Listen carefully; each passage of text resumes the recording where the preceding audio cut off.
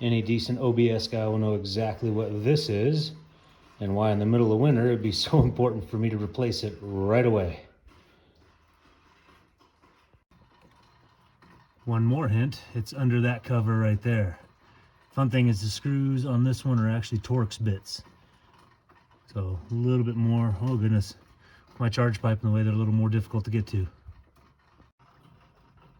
There are those that know how to resolder these and repair them, but when you've got broken little pieces like those, don't think that's an option here. So we're looking at this piece right here that broke. Don't know why, don't know how, but I'm glad I picked this up. Depending on whose brands you get, they're anywhere from 30 to 50 bucks. So simple fix. This particular one came with a new door, or the new cover, plus new screws. I don't know that I'll use the new screws, but I'll use the new cover, because when I last replaced this, I siliconed the snot out of it. And under the engine, all that silicone did was just dry up over time. This time I'm not going to silicone it. I'm just going to put it on. So there's what it's interfacing with. And you just take it and slip it on in there. Nice and gentle like, and then put the cover on and reattach that.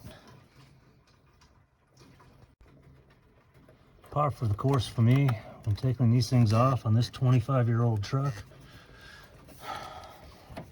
I am snapping the freaking little clasps. I snapped it when I was taking it off, so I figured out how to make that hold. Because that's maybe not. I don't know. I gotta make it hold somehow. So it's tempting to think your multifunction switch has a problem. It does not. If this starts acting up, not working at all, for me this yesterday evening, all it would work on was ultimate high, so full blast. There was no control otherwise. Here's how you know you're back in business.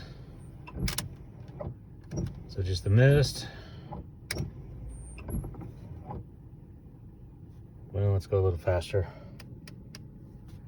Intermittent is working again. Low works. High works. Squirters work. All right, we're back in business.